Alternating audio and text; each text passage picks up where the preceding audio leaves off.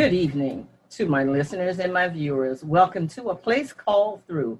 We're broadcasting from WYTV7 Christian Broadcasters Network. We're a nonprofit network where we share a mission of hope. Our mission of hope at A Place Called Through and WYTV is to spread the word of inspiration, encouragement, and education throughout the globe. It's all made possible only because of you, our viewers and our listeners, through those charitable donations.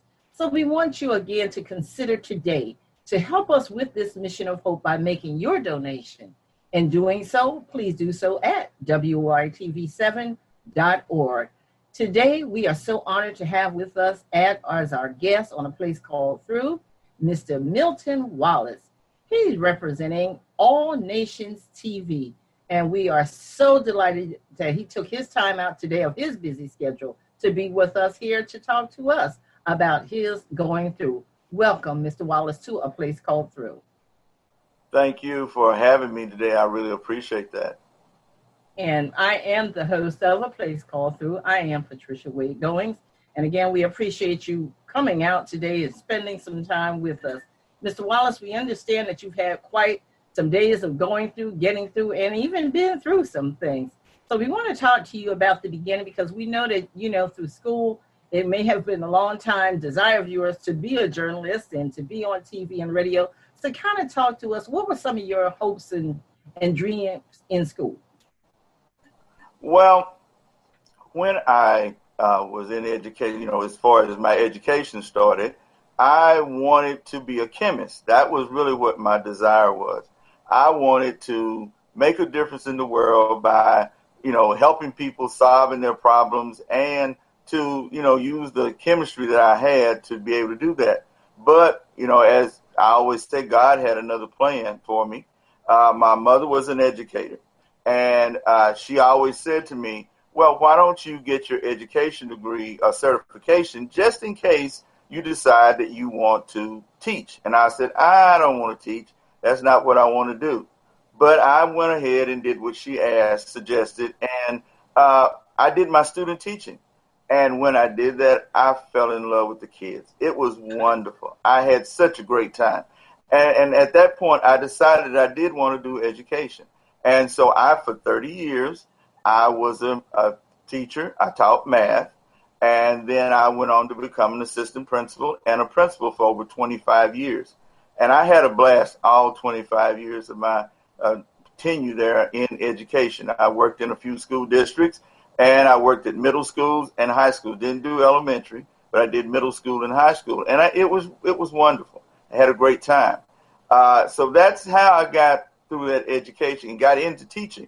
But never in my wildest dreams that I think that I ever thought that I would be in journalism or in TV or radio or any of those areas, because that was far from it. When I was growing up, I loved music and I loved the radio, and I always thought about doing the things that you do with Billboard and those kind of things. But as far as being deeply involved in television, that was not a thought of mine. When I decided to retire, I had to retire because of some things going on with my family. My father health was waning, and he passed away the last year, right before I retired. But my mom couldn't live by herself at that point, and so I had to make a decision to move back home to take care of her. So my dream was that when I retired, I was going to travel the world. I wanted to be a travel agent. So that's what I started teaching and learning how to do once I moved closer to retirement. So I decided that's what I was going to do. But because of my father's health and my mom and situations, I ended up moving here back at home. And so I did the travel thing from here. Then after that, it was very interesting. A friend of mine talked to me about television. And he said, well, television's changing. And, the cable TV setup is not going to be much longer. So we need to move out into the new world. So I said, okay, I'll support, but I'll be a silent partner. And so there were two other people involved, and they were all involved in media of some sort. So I thought, well, I'll just be a silent partner that will just sit around and, just pitch in whenever. Never did I have a dream or desire or thought that I would be the head of the organization. And so through different things going on and different things happening, they had to turn their attention to other things. And it left me as being the person who had to do it all. So I went from doing a few small things to learning how to do a lot of things, even to the point of doing some type of editing and those kind of things. And so now, basically, I do all the different operations of All Nations TV. And I love it. That's amazing how you jumped from, one aspect of education from chemistry, and then you became caretaker for your parents. And I'm sure that presented many, many challenges, because during that course, I'm sure you were trying to still see, okay, what am I going to do with me? Where am I going? And so that began, I'm sure, your journey of going through, because of the fact that your parents had illnesses. So you had those challenges, as well as trying to figure out who am I and where am I going? And your mom, you did take care of your mom for quite a while, I understand? Yes, it was for 9 years. I took her from 2008 to 17. And that, you're right, that was a time that I had to really do a lot of soul searching, praying, a lot of things like that, because I just didn't know exactly where God was leading me. It was a challenge, being a man, taking care of a lady and my mom. It was a challenge, but the great thing about it was she was so wonderful, because she worked with me all through the process. We never had cross words. She always was cooperative and supportive.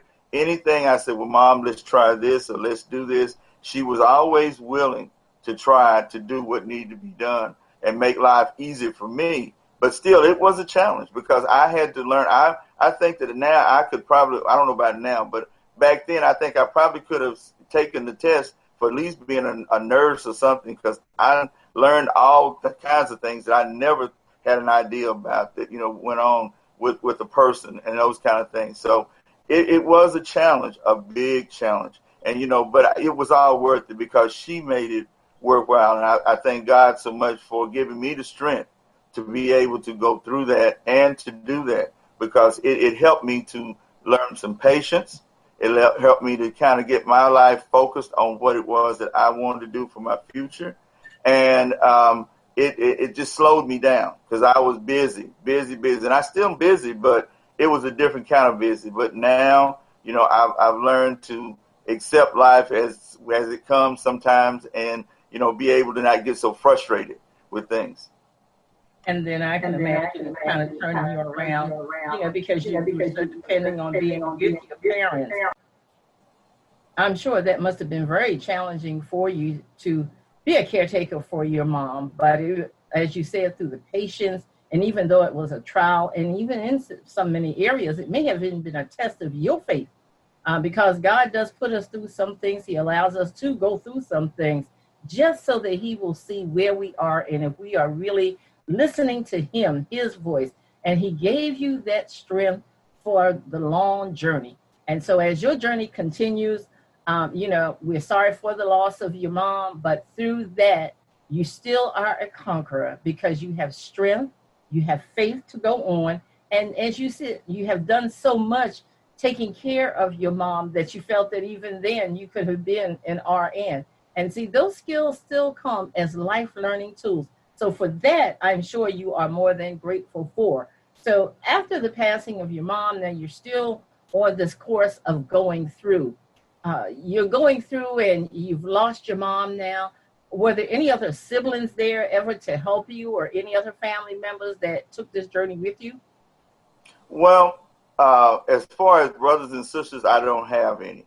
I'm an only child. So I had to learn how to do it all by myself. So it was worth it. I'm just so grateful for that. I had cousins who were willing to do, some things to help. But, basically when the bottom line, when the rubber met the road, it was me and Mom. And that was the big thing more than anything else, is that I had to suck it up and get it done. Every day, every night, I was the one who put her to bed. I was the one who got her up, took care of the cooking, took care of all those things. I had, like I said, I had cousins that helped a whole lot. They were great help. but when the rubber met the road, it was me and her, and like I say, and God, because like I said, it was the three of us together, but it made me stronger, very much so, because I had to accept that things were the way they were, and if we were going to survive in any kind of way, I had to do what needed to be done. So I did it. And so I'm grateful for that experience. Would not have traded for anything in the world, because it helped me to grow as a person overall, and like you said about God, I know that he didn't put anything more on me than I could deal with. So I just said, Lord, teach me how to do the things that you need me to do, and let me, be an example to others. And so that's kind of what I did from, the attitude that I took. And, whatever it was going to take for me to get it done, that's what I said I had to do. And that's awesome. Mr. Wallace, we're going to pause right now for a short commercial. And after that, we'll come back to you and we'll continue talking about you going through, getting through, and how you got through here on A Place Called Through at WYTV7, Christian Broadcasters Network.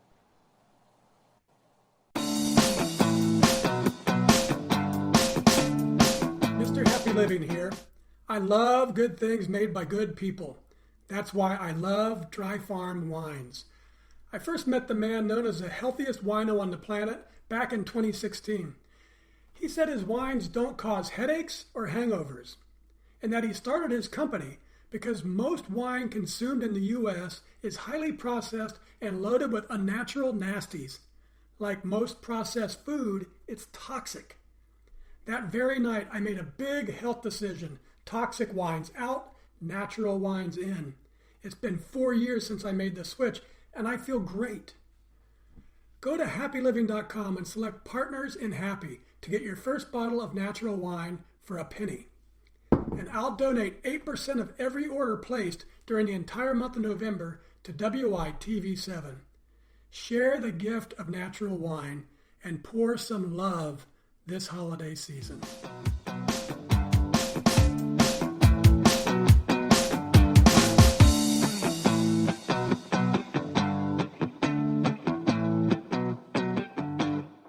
We're back with Mr. Milton Wallace from All Nations TV. We've been talking to Mr. Wallace earlier about how he got into television. It was during the course of his life that he actually started out studying chemistry. But yet God's faith had moved him into a whole different ballpark. And so now he's all over on television, in networking. And, through his trials of going through the loss of his parents, he also had a journey of faith.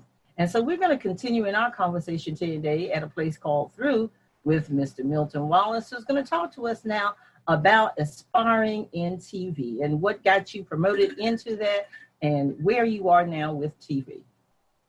Okay. Well, as I said earlier, television was not my desire, thought, dreams. I had a clue anything about it. I just looked at television. That was really all I did. But I had no clue about what television was all about. A friend of mine who I had done some other work with was working in television, had his own cable network here in the area. And so he decided he didn't want to do that anymore. So at that point, he let it go and just started doing some other things. But then he came back to me about 6 months later and said, I've been reading about the internet television that's coming along and about all the ways you can have all the different stations and do all the things over the internet. He says, and I really would like to try that. And I said, well, okay. I thought, well, no big deal. It's not going to bother me. I'll just support and keep going from there. He got two other people together in the media area, and they were talking about things I had no clue. I was just there listening. And we came up, talked about, well, what we're going to call our network. And we came up with All Nations TV because we wanted it to be nationwide. We didn't want it to be just our local area. We didn't want it to be just for our country, but we wanted it to be all over the world. And so we said, well, okay, All Nations TV pretty much covers it. And then, for those who see our logo, they'll see it's a picture of an ant. And the reason why we chose the Ant is for All Nations TV, but also it is because ants work together as far as going to put things together. They work together to make it all come together.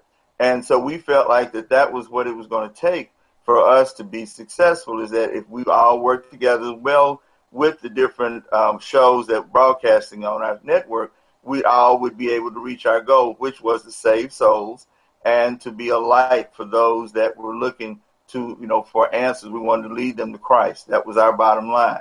So thus became All Nations TV. Well, over the years after we started back in 2012, things began to happen with the other three people involved with it, and they got sidetracked on things that they had to take care of in life. And since I was at home taking care of my mom and was there every day, they said, well, you can pick this up and you can handle this till I can get back to it. Well, they never got back to it. So I ended up having to do all those things. So I talking about going through, I've learned a whole lot of things that I had no clue about. And I had to learn it on the go as I was doing it, because it was just, it had to be done and nobody else to do it but me. And so I'd have to try to get some help to explain some things. But I got things accomplished. So we've been in operation now for 8 years and been pretty successful with it. We're not where we want to be. We got a long way to go, but we are moving along slowly. But the bottom line is, if we can save one soul, then we've accomplished our goal. And then what are some of the things that All Nations TV offers?